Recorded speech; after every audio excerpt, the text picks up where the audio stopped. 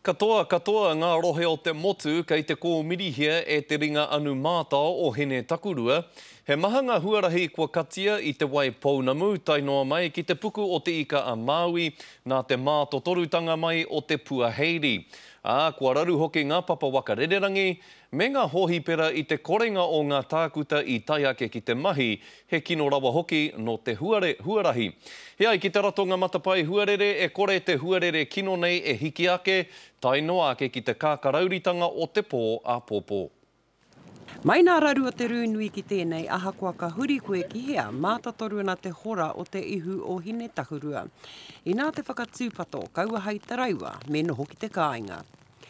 Tērā no te totohe a etahi ki te traiwa tonu i o rātau waka, ahakoa nā whakatūpato ko te mutunga mai ko te reti ki rahaki.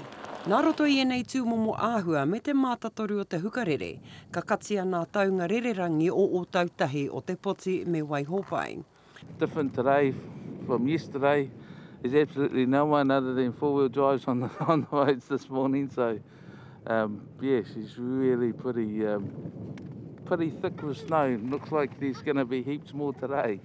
Ahakoa te makariri he āhuatanga anō ka ara mai I roto I enei tūmomo āhuatanga.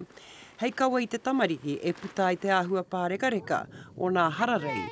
Mai te kura, tai atu hoki ki ngā kararehe. A good day out for snow for the kids. Engari I harai te āhuatanga pai mo te katoa, ka hore hoki ko te wai Pounamu anake, ka rongo I te hauku.